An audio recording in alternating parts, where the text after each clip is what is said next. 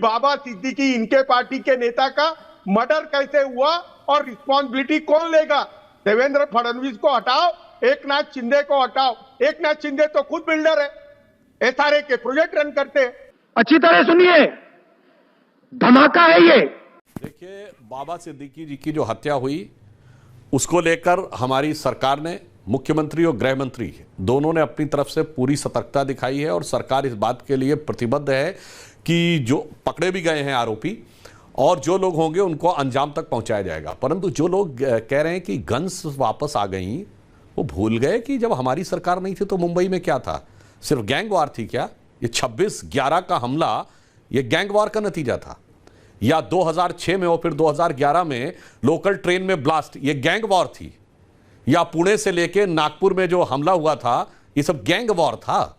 Leopold traffic की घटना, ताज पे हमला, वो सब गैंग वॉर था जनाब। वो दौर देखा है महाराष्ट्र ने और उसके बाद सर शर्म से झुक जाना चाहिए कि नवंबर 2008 में 26/11 का हमला होने के ठीक 9 महीने के अंदर जुलाई 2009 में शर्म एल शेख में पाकिस्तान के साथ ज्वाइंट डिक्लेरेशन साइन किया जाता है कि शांति वार्ता प्रभावित नहीं होगी आतंकवाद की घटनाओं से, और उसमें बलूचिस्तान को हिस्सा बना दिया जाता है। यानी उसने हमें मुंबई हमले के जो मास्टरमाइंड थे लश्कर-ए तैयबा का आरोप स्वीकार नहीं किया, हमने बलूचिस्तान में अपना इन्वॉल्वमेंट मान लिया। मुझे लगता है इससे ज्यादा शर्मसार करने वाला स्टैंड नहीं हो सकता था। और मैं याद दिला दूं अपने अपोनेंट्स को कि बैरक ओबामा ने अपनी किताब द प्रॉमिस लैंड में 2010 के अपने भारत के दौरे पर मनमोहन सिंह जी से बात के आधार पर लिखा कि 26/11 के मुंबई हमले के बाद भारत की सेना एक बड़ी कार्रवाई करने को तैयार थी, परंतु तत्कालीन कांग्रेस सरकार ने सोचा कि उससे उपजे वातावरण से भाजपा को फायदा ना हो जाए, इसलिए कार्रवाई नहीं की। करेक्ट। और महाराष्ट्र के बाहर आइए तो कौन सा ऐसा इलाका था जहां धमाके नहीं होते थे? चंडीगढ़ से लेकर गुवाहाटी तक और लखनऊ, फैजाबाद, वाराणसी, जयपुर, हैदराबाद, चेन्नई, इंदौर, कहां धमाके नहीं होते थे? आज वो जम्मू कश्मीर के 4 जिलों तक हैं।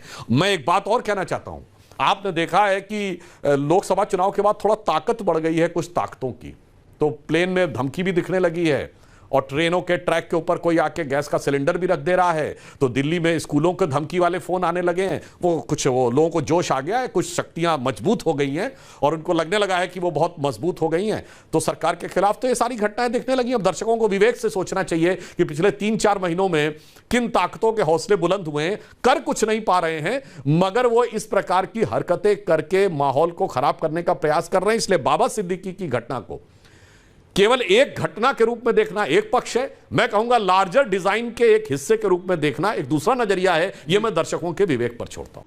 मुझे नहीं मालूम। अरे महाराष्ट्र में कांग्रेस से हमने नाता तोड़ा होता तो लोगों ने हमको रिजेक्ट किया होता। और जा रहे हैं हम, सुधांशु जी, और जा रहे हैं। अब आपका सुपड़ा साफ करके ही रहेंगे। अरे कौन भौंक रहा है ये बदतमीज? चलो भाई। किशोर जी, यही तो समस्या है। विधानसभा के चुनावों में कांग्रेस महाविकास अघाड़ी में 3रे नंबर की पार्टी थी, 3rd क्लास की पार्टी थी।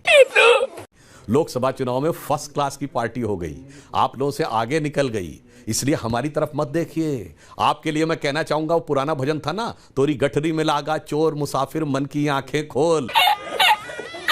और मैं एक बात और कह दूं, आपने हिंदुत्व छोड़ा कि मैं बात कहना चाहता हूं। इसलिए जब श्री राम जन्मभूमि की प्राण प्रतिष्ठा का इनविटेशन दिया गया, कांग्रेस को नहीं जाते तो अलग बात है, इन्होंने लिख के दिया कि हम नहीं जाएंगे। अरे आपको अपने घर में किसी बेटी की शादी में कोई बुलाता है, आप जाए ना जाए अलग बात है। अगर आप लिख के देते हैं कि मैं नहीं आऊंगा आपके निमंत्रण पे, इसका अर्थ होता है आप सीधे अपमान करने का भाव रख रहे हैं। और किशोर जी, याद दिला दूंगा, जिस कांग्रेस की आप तारीफ कर रहे हैं उसके 3 लोग बाबर की कब्र पे जाके उसको श्रद्धांजलि दिए हैं। 1959 में जवाहरलाल नेहरू, 1968 में इंदिरा गांधी और 2005 में मनमोहन सिंह के साथ राहुल गांधी।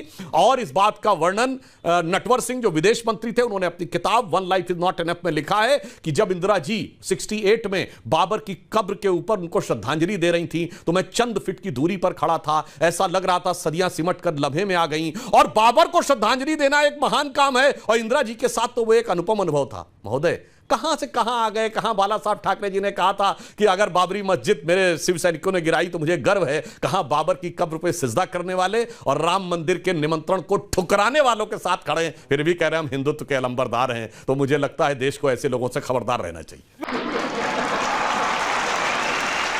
मैं सबसे पहले तो आदरणीय हमारे स्वर्गीय नेता जो कि बहुत लोकप्रिय थे अपने बाबा सिद्दीकी जी के बारे में कहना चाहता हूं कि उनके बारे में किसी प्रकार की जो धारणाएं बनाई जा रही हैं, मैं सोचता हूं उससे अलग हटके थे। वो एक बेहतर नेता थे और हमारी पार्टी के बहुत ही मिलनसार नेताओं में उनकी गिनती थी। उनके साथ जो घटना घटी है उसका हम सब लोगों को अफसोस है, लेकिन इस प्रकार की घटनाओं को हम ये नहीं मान सकते कि महाराष्ट्र में या मुंबई में फिर से गैंगवार की शुरुआत हुई है।